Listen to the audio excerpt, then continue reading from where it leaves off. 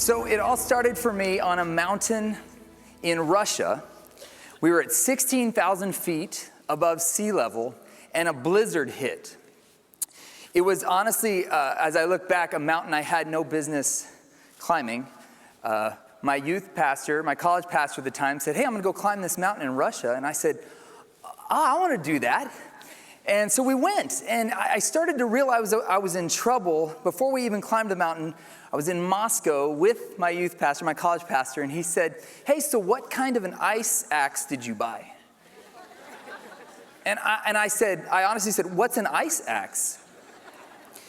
And he said, "Bro, we're climbing on ice for like 4 days." And I said, "Oh, okay." And he's like, "Well, what kind of boots did you get?" I was like, "Well, I could use leather ones." He said, "You can't climb ice in leather." It's like, well, so I didn't show my concern at the time, because that's what guys do. So we kind of moved along, and I made it to the 4th day of climbing this mountain. I was able to rent some gear, right? Well, the 4th day came, and I knew this was going to be intense. When you climb a mountain as big as Mount Elbrus in Russia, it's the highest peak in Europe, you have to do it in stages, right? So you go up, you acclimatize a little bit, then you come back down, and then you go up again a little bit higher, and you get your body used to it. Well, by day 4, I thought, man, this is killing me. Wasn't saying anything to anybody, but I'll never forget the morning I woke up. We had to sleep in these barrels. And I woke up and I looked out, and this blizzard had blown in overnight, and there was a sense of relief that came over me. I said, "Oh, thank goodness. There's no way we can climb in that. I'm off the hook. I don't go home looking like a loser." Well, I hear a knock on our barrel. It's our guide, Boris, big old dude. He said, "It's time to go." I said, "Boris, the snow, it's no problem." So I went back in to my little tin can there, strapped on my gear, and I just started hiking. Man, but as we hiked, the blizzard did not let up. And I remember having this moment where, like, it was a moment of clarity where I thought, this is really dangerous. And I have no clue what I'm doing. So I thought about my parents, thought about my family back home, and I finally turned around to our guide and I said, "I'm out. I can't do this." So Oksana was our guide in the back. She said, "I'll take you back to camp." So we turned around, said goodbye to the team. They kept on hiking. And I'll never forget coming back down because the snow was just pounding us in the face, and we literally could not see where we were going. So she stopped. She turned to me and she said, "Wait here, I find trail." So we could not see the trail. So I remember sitting there in the middle of this blizzard, and there's just snow pelting me, and I remember pulling my little hood down, and I remember this feeling of being alive that just came over me. Or maybe it was fear. I don't know what it was. But I just felt so alive. And I remember in that moment, it's like this moment of transcendence, I heard this kind of, not a loud voice, but I felt that God was calling me to start taking people on outdoor adventures around the world, combining missions with adventure. Now, the first thought I had was, why would anybody follow me up a mountain? Based on my current predicament, right? Secondly, I was a poor college kid. I had no contacts, no resources. I didn't know what I was doing, but this call, I just felt this call. And so eventually, out of the blue, an Italian rescue squad came skiing down the mountain. Don't know how it happened. Providence to save my silly life. They rescued us, took us back to camp, and I got home, but this call that was in there, it just kept getting stronger. It like turned into this burden. Like if I didn't do it, it was almost going to be as if I was disobeying God. So I just felt this burden to do this, and I had no clue what I was doing, didn't even know where to start. But over the next year, God did some amazing things in my life, and he made that vision become a reality. Now, here's what I know about everybody in this room here. You're here tonight because you've heard your own call, right? I mean, you don't come to a missions conference from as far as New York or Canada. I've heard different stories of people today saying this to me. They said, "I'm not exactly sure why I'm here, but I know I was supposed to be here because I know there's something more that God has put in me."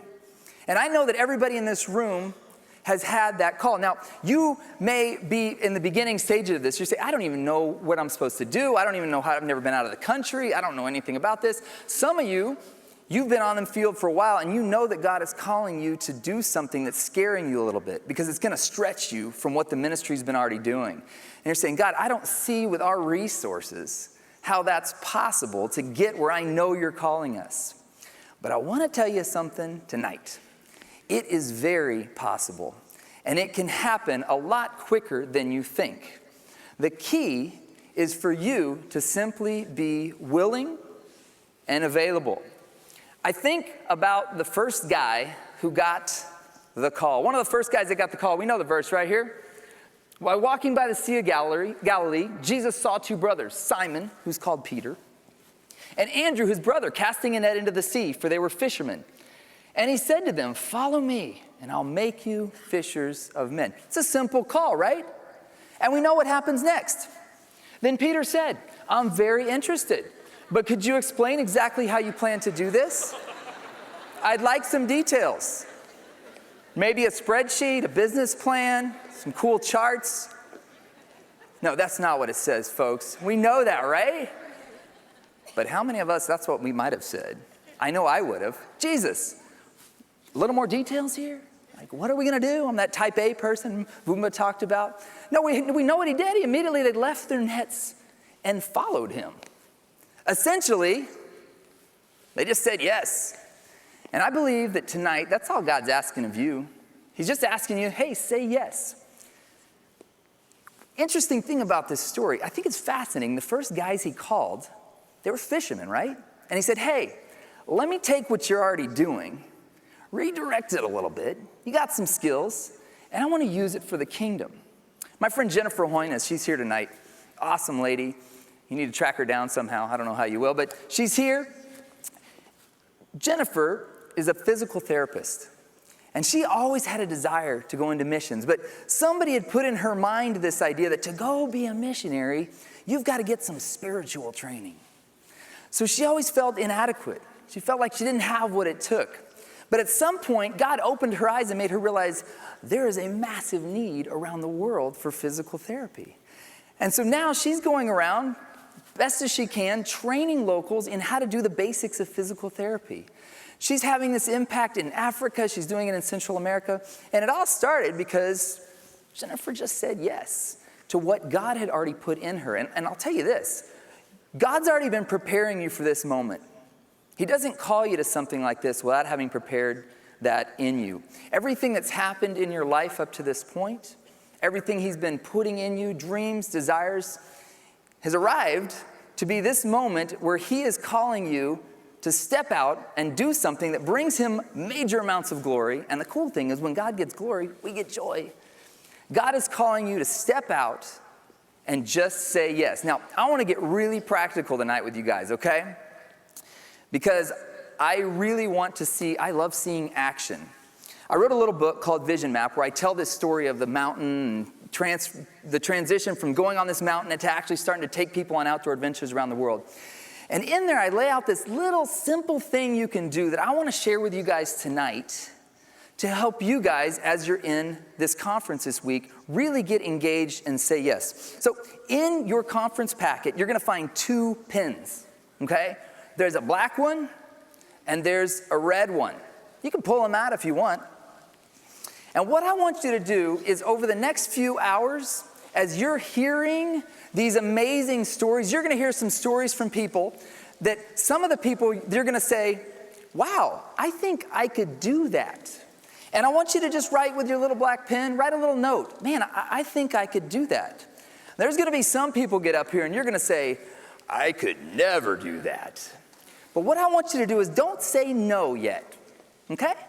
Just take out that red pen and write in red what that thing is you think you could never say yes to.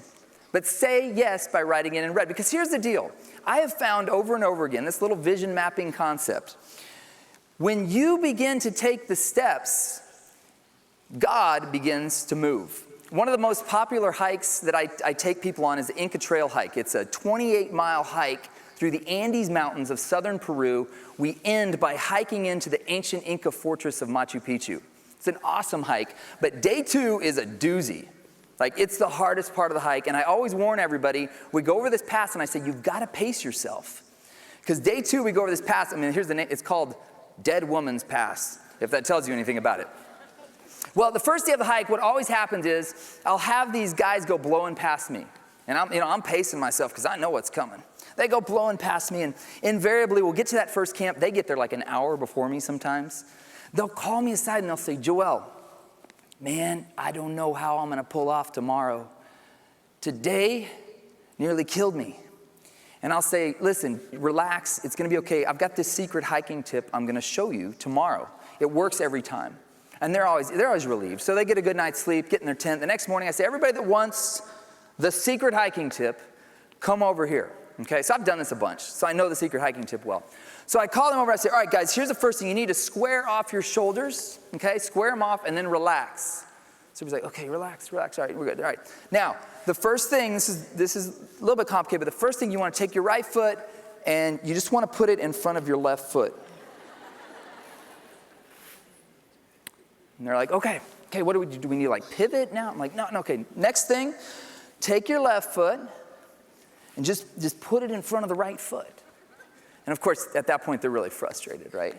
But I tell them, listen, that's how you're going to get to the top of that mountain. That impossible thing that's standing in front of you, you'll get there. And invariably, they all make it to the top of the pass. I wait up top there. I give them 5 when they get up top. I turn them around. I say, you did it. And they always say something like this, man, it is amazing what you can accomplish if you'll just put one foot in front of the other. And I believe that tonight, all God's asking you to do is just write down the next step you can take. See all these awesome organizations around here? Write down, man, I'm going to go on a mission trip and sign up for it. Commit to it. Put a deadline on it. I'm going to go on this trip before the end of the year.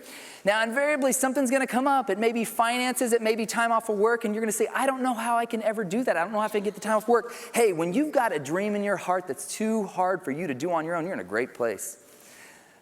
When you get to that place, don't say, no, I guess it's impossible. No, pull out that red pen and say, God, I don't know how you're going to do it, but I'm going to write it really clear in red what I need. I'm going to write my need. You ever notice that? I think it's awesome how Jesus, whenever he was walking around doing good, he'd see somebody that needed him. A blind man would call out, Son of David, have mercy on me. And he'd say, hey, well, what do you need? Like, well, the guy's blind. What do you think he needs, Jesus? Right? No, he says, I want you to get specific because when I pull it off, I want you to know who gets the credit. God wants to do the same thing in your lives, guys. You've got the call. You're here tonight. That's all you need. Jesus is calling you to do it. And you know what? If you will take these steps, I believe that in no time, God's going to start to activate what he can do, which is far greater than what you can do, because his heart for you to be on the mission field is even greater than your heart for it. He loves this world he's created, and he's got a place for you in it. All he's asking you to do is just say yes. Take the step. And it's like Irenaeus said, you got to work like it depends on you and pray like it depends on God. Both of those are true. And I believe if you will say yes, sooner than you imagine, God's going to accelerate this thing in your life. You're going to find yourself in a place you never imagined possible, doing things that bring you so much fulfillment, bringing God glory with your life, with the skills and talents he's already given you. You're already prepared. You just need to step out and say yes. Thanks, guys.